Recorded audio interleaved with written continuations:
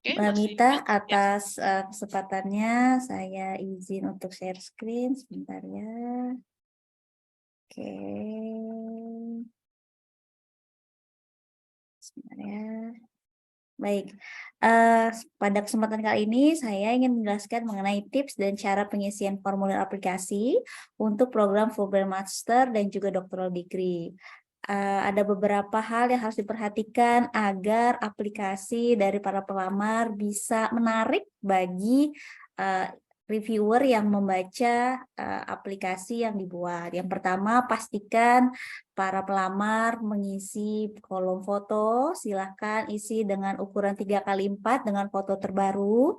Kemudian mohon di bagian ini silahkan sampaikan nama, bisa juga middle name dan last name. Mohon nama yang tertera adalah yang sesuai dengan paspor. Apabila di paspor di halaman endorsement page atau di halaman setelah foto terdapat nama tambahan, silahkan disesuaikan.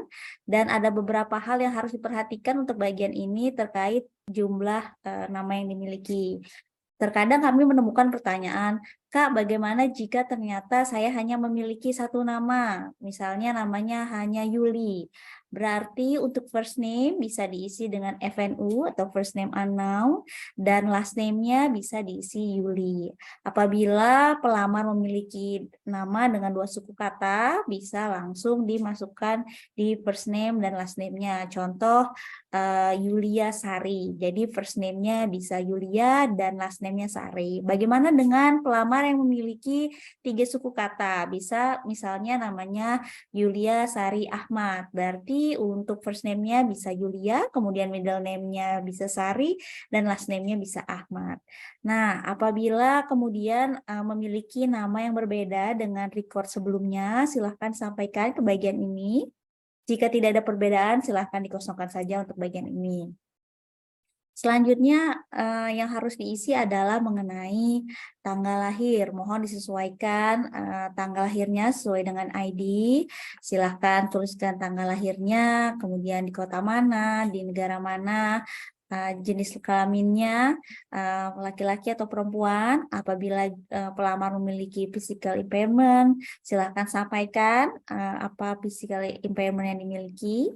Kemudian terkait dengan kewarganegaraan juga silahkan diisi pada bagian ini, silahkan diisi apabila warga negara Indonesia tentunya silahkan diisi Indonesia. Apabila ada keluarga negara lain mohon juga diisi. Jangan lupa mohon cantumkan nomor KTP atau paspor Anda. Nah, selanjutnya adalah mengenai contact information.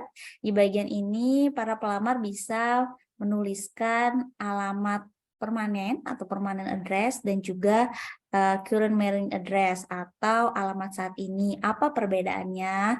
Terkadang ada orang yang mungkin saat ini bekerja di Jakarta, tapi aslinya atau sebenarnya berdasarkan KTP bukan berasal dari Jakarta atau misalnya berasal dari Semarang. Untuk alamat yang ada di Semarang bisa dituliskan di bagian ini, di permanent address, tapi untuk alamat saat ini bisa disesuaikan dengan domisili Anda saat ini. Jangan lupa cantumkan domisili Anda saat ini berlaku dari kapan.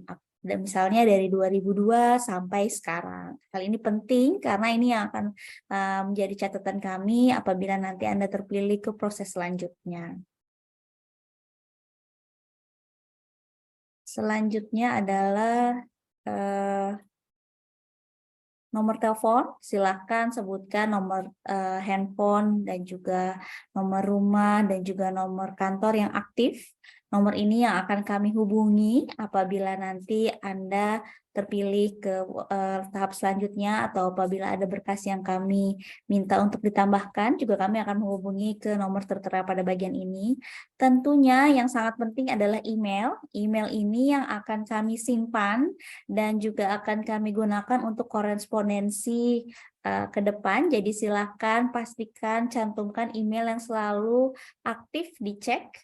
Silakan disebutkan email yang pertama dan juga email yang kedua. Selanjutnya adalah mengenai emergency contact information atau kontak yang bisa kami hubungi apabila ada keadaan emergency. Silahkan masukkan dua kontak. Saran dari kami adalah anggota keluarga yang memang bisa kami hubungi, dan pastikan anggota keluarga tersebut memiliki nomor handphone yang aktif, alamat email, dan juga lengkapi semua informasi yang diminta di sini. Apabila mungkin rekan-rekan memiliki tunangan atau kekasih, mohon untuk tidak dimasukkan ke bagian ini, karena bagian ini memang dikhususkan untuk keluarga yang bisa kami hubungi apabila ada keadaan emergency. Selanjutnya mengenai academic dan professional information. Ini bisa diisi bagi para Bapak Ibu dosen yang melamar untuk program ini. Silahkan isi statusnya apakah permanent teaching staff, non-permanent teaching staff, atau status yang lainnya. Silahkan juga masukkan nomor NIDN atau NUPN. Apabila ada dokumen lain pendukung status Bapak Ibu sebagai dosen, silahkan juga dilengkapi dan dilampirkan. Jika tidak ada atau tidak berstatus sebagai akademik fakulti, boleh dikosongkan untuk bagian ini. Selanjutnya adalah pelamar diharapkan untuk melampirkan CV yang berjumlah 4 halaman.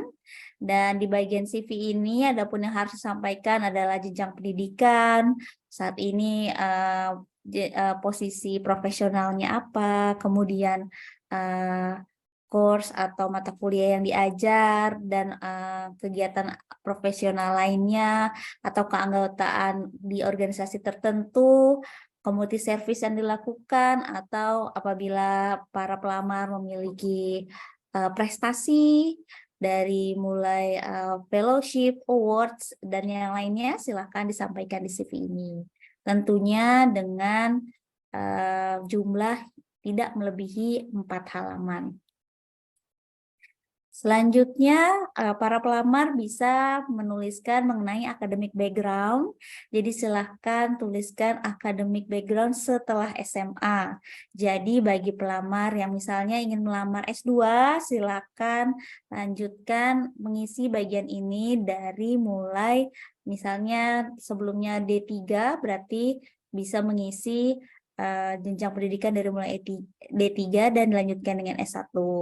Atau apabila para pelamar yang ingin melamar untuk jenjang S3, silakan bisa mengisi bagian ini dari jenjang pendidikan D1 sampai D3 dan S1 dan juga S2.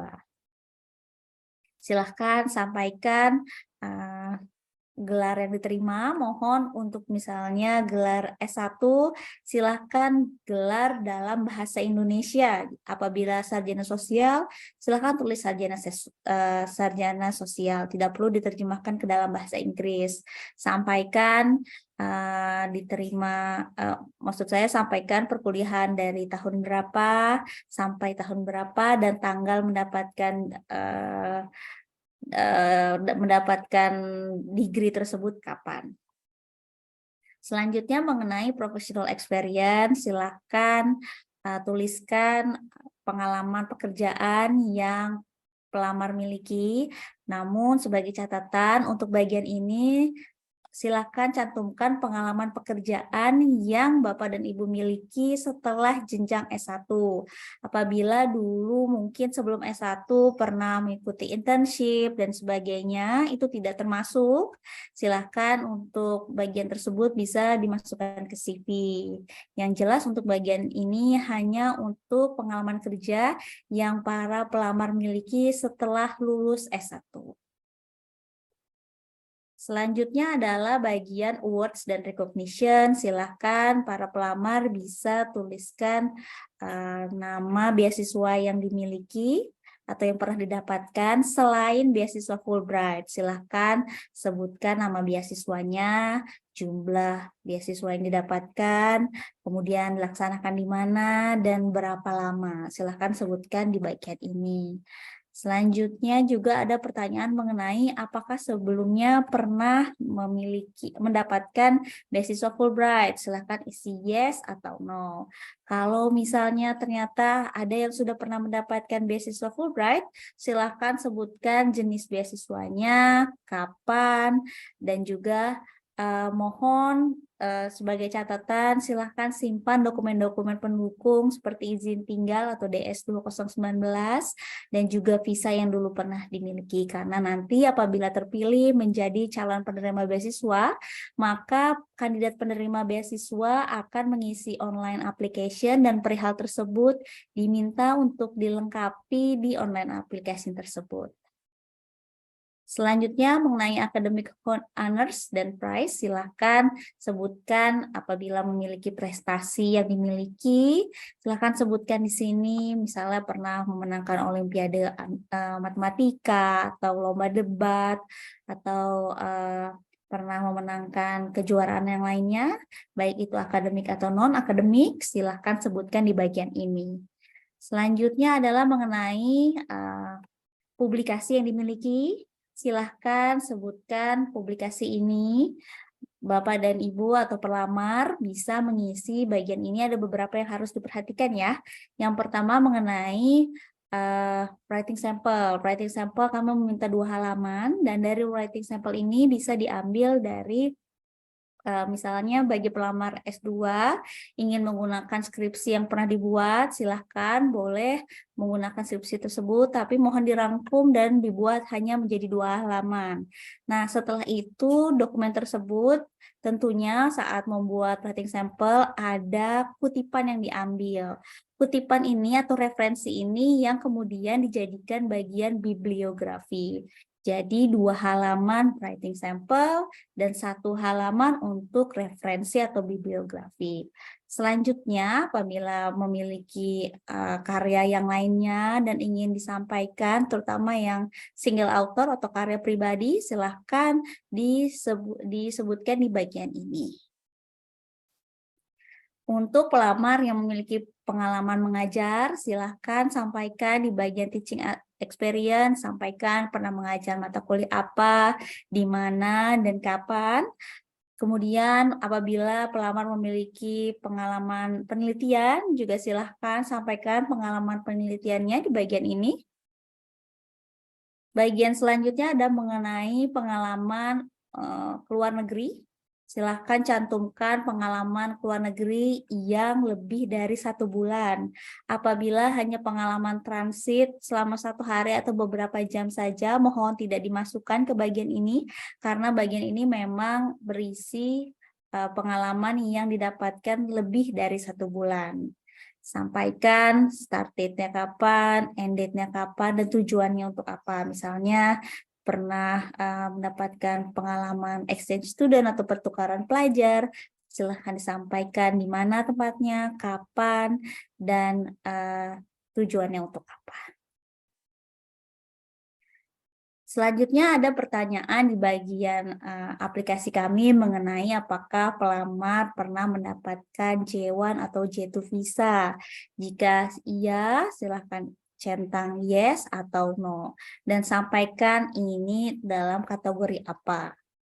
Selanjutnya adalah mengenai kemampuan berbahasa. Silahkan sampaikan kemampuan bahasa Inggris pelamar, apakah sebagai native, advanced, intermediate, atau beginner. Sampaikan aspek-aspeknya, kemampuannya, kemampuan reading atau membacanya seperti apa, menulis, dan berbicaranya seperti apa. Silahkan sampaikan di bagian ini. Adapun kemampuan bahasa Inggris, kami meminta pelamar untuk melampirkan bukti kemampuan bahasa Inggris berupa TOEFL IBT atau TOEFL ITP atau IELTS, atau saat ini kami juga menerima Duolingo. Untuk bagian apabila pelamar memiliki Duolingo, silahkan masukkan di others dan sebutkan Duolingo. Sampaikan skornya berapa, tanggalnya, dan lokasi tesnya di mana. Mohon pastikan kemampuan bahasa Inggris ini sertifikatnya tidak melebihi dari 2 tahun dari waktu tes. Jadi jangan sampai sudah expire. Untuk tahapannya itu tadi saya sampaikan, kami membutuhkan TOEFL IBT atau TOEFL ITP atau IELTS dan juga atau Duolingo. Untuk persyaratan GMAT, GRE dan subjek itu tidak apa-apa jika pelamar tidak memiliki, tapi nanti kami akan mendaftarkan kandidat penerima beasiswa apabila sudah terpilih setelah seleksi wawancara di tes-tes ini. Untuk GMAT adalah dikhususkan bagi mereka yang mengambil bidang akunting, kemudian manajemen, bisnis, itu biasanya kami daftarkan untuk tes GMAT. Dan juga GRE dan GRE subjek. Kalau GRE subjek itu biasanya dikhususkan bagi pelamar yang ingin mendaftar bidang-bidang seperti psikologi, kemudian biologi, dan sebagainya. Informasi detailnya akan kami infokan kepada mereka kandidat penerima beasiswa nantinya. Selanjutnya tentunya para pelamar diminta untuk menyampaikan program yang ingin diikuti, apakah doctoral degree program atau master degree program. Silahkan checklist. Setelah itu, para pelamar harus mengisi mengenai bidang studi umum yang ingin diambil di bagian ini, dan kemudian fokus atau subfield dari bidang studi yang diinginkan. Dan selanjutnya secara detail, silahkan jabarkan di kolom ini, di mana maksimum 150 kata dan 1.100 karakter. Selanjutnya, para pelamar bisa mengisi future plan atau plan setelah menyelesaikan studi di Amerika Serikat dengan ketentuan 150 kata dan juga 1.100 karakter. Sampaikan singkat saja, tapi bisa menggambarkan apa yang ingin para pelamar lakukan setelah nanti menerima atau melanjutkan studi di Amerika Serikat. Tentunya kami meminta para pelamar untuk berkomitmen tidak melakukan plagiarisme. Di sini silakan dibaca untuk komitmen ini, dan kemudian jika setuju silakan centang yes untuk di kolom plagiarism agreement. Terkait dokumen yang juga harus dilampirkan adalah study objektif dan personal statement. Seperti yang Mbak Mita sampaikan, kami secara aktif memiliki kegiatan yang membahas secara detail mengenai dua dokumen ini. Dan tadi juga Mbak Mita sudah sampaikan kepada para pelamar agar bisa membuka YouTube Aminef untuk bisa mendapatkan secara detail pengalaman dan juga tips-tips dari para alumni yang memang sudah mendapatkan beasiswa ini dan sudah lolos dan mendapatkan penempatan di universitas-universitas di Amerika Serikat. Para alumni bisa menjabarkan secara detail apa saja yang harus dicantumkan di studi objektif dan personal statement agar bisa lolos untuk menjadi kandidat penerima beasiswa dan juga mendapatkan penempatan di universitas-universitas di Amerika Serikat. Seperti yang tadi disampaikan juga, para pelamar diharapkan sudah memiliki gambaran universitas-universitas mana di Amerika Serikat yang sesuai dengan bidang studi yang diinginkan. Silahkan para pelamar bisa sebutkan untuk master 4 universitas dan untuk doktoral atau S3 5 universitas. Silahkan sampaikan universitas apa, departemen, kemudian degree yang ingin diinginkan, dan juga spesialisasi, dan juga kontak yang pernah atau yang bisa dicantumkan. Selanjutnya kami juga memiliki kolom di mana pada kolom ini para pelamar bisa mengisi universitas-universitas di mana saja di Amerika Serikat yang para pelamar pernah lamar. Silahkan sebutkan nama universitasnya dan detail-detail lainnya. Dan statusnya penting dituliskan di sini. Apakah statusnya sudah diterima, atau masih pending, atau tidak diterima. Silahkan disampaikan di bagian ini. Selanjutnya kami juga mengharapkan para penerima beasiswa tidak hanya aktif di akademik, tapi juga memiliki kontribusi kepada masyarakat, di mana pada bagian ini kami meminta para pelamar menjelaskan mengenai involvement atau keterlibatan di komunitas atau sosial. Silahkan sampaikan di komunitas apa, lokasinya di mana, sejak kapan, posisinya sebagai apa.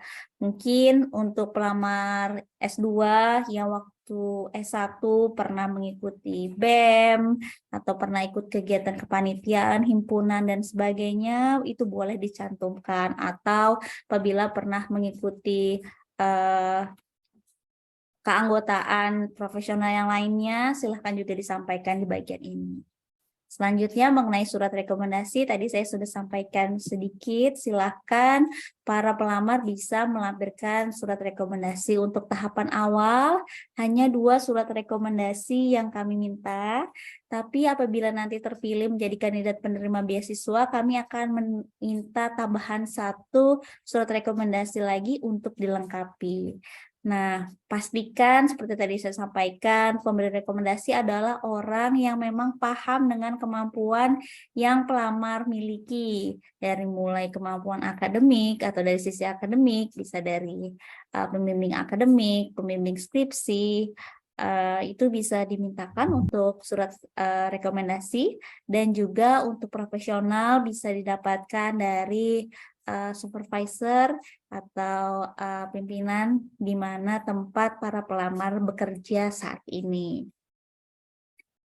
Pastikan rekomender mengisi nama, nama depan, nama belakang, kemudian dari institusi mana, posisinya saat ini, dan juga hubungannya, dalam artian apakah employer, ataukah rekan kerja, atau seperti apa. Dan juga tentunya kami harapkan agar pemberi rekomendasi menuliskan nomor handphone yang bisa dimiliki dan juga alamat email yang bisa dihubungi. Ini seperti yang saya sampaikan, untuk tahapan awal kami meminta 2 surat rekomendasi. Kemudian kami paham para pelamar ada juga yang tidak hanya mendaftar beasiswa di Fulbright atau Aminef, tapi juga mendaftar ke beasiswa yang lainnya. Silahkan sampaikan nama beasiswa di mana para pelamar saat ini sedang mendaftar, kemudian levelnya di bidang apa, nama pemberi beasiswanya dan nama beasiswanya, kemudian tanggal mendaftar dan tanggal mendapatkan beasiswanya dan statusnya, apakah masih menunggu pengumuman atau sudah dinyatakan tidak lolos atau diterima. Silahkan disampaikan dengan jujur di bagian ini. Ini tadi bagian yang sudah saya sampaikan. Silahkan kalau misalnya kalau misalnya ada beberapa beasiswa yang dilamar, silahkan sebutkan semua nama beasiswa yang dilamar oleh pelamar. Kemudian apabila para pelamar sebelumnya pernah berpartisipasi di beasiswa yang disponsori pemerintah Amerika Serikat, silakan checklist bagian ini, silakan pilih, boleh lebih dari 1. Di sini kami meminta para pelamar membaca bagian deklarasi. Mohon teliti bagian ini dan pastikan memang pelamar memahami dan berkomitmen ingin menyampaikan apa yang tertera di online application adalah hal-hal yang memang jujur dan hal-hal yang memang pelamar miliki. Setelah itu pelamar bisa tanda tangan dan menuliskan tanggal. Silahkan hard copy dokumennya bisa dikirimkan ke kantor kami di Intiland Tower lantai 11. Kami menyediakan Dropbox selama 24 jam. Jadi tenang saja, rekan-rekan bisa submit setiap hari di Dropbox tersebut. Kami hanya menerima hard copy dan kirimkan hard copy tersebut ke kantor kami di Intiland Tower. Kami juga memiliki checklist yang bisa membantu para pelamar dalam mengecek kembali dokumen-dokumen apa saja yang harus dilengkapi. Tentunya aplikasi harus dilengkapi dan studi objektif mohon dilampirkan bersama dengan personal statement, kemudian bibliografi, contoh tulisan akademik, surat rekomendasi 2 seperti yang tadi disampaikan, kemudian kopi dari diploma dan transkrip. Silahkan rekan-rekan meminta atau mensubmit dokumen diploma dan transkrip dari S1 dan juga S2.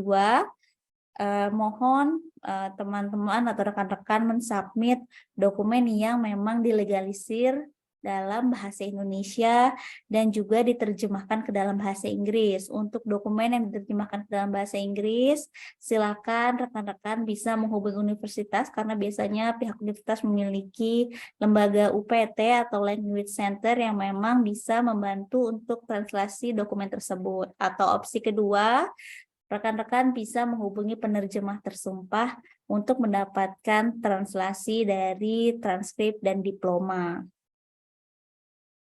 Selanjutnya adalah mengenai TOEFL, IELTS, atau Duolingo. Silahkan submit kepada kami. Dan juga silahkan juga submit kopi KTP atau paspor. Dan ini apabila memiliki SK pengangkatan bagi PNS silahkan lampirkan. Jika tidak ada atau bukan PNS tidak perlu dilampirkan. Kemudian untuk CV juga mohon dilampirkan. Jadi ada kurang lebih 13-14 item yang harus dilengkapi dan dijadikan satu di aplikasi Anda saat mengirimkan dokumen ke kantor kami di Intiland Tower. Itu saja dari saya, Mbak Mita. Mungkin bisa lanjut ke sesi selanjutnya.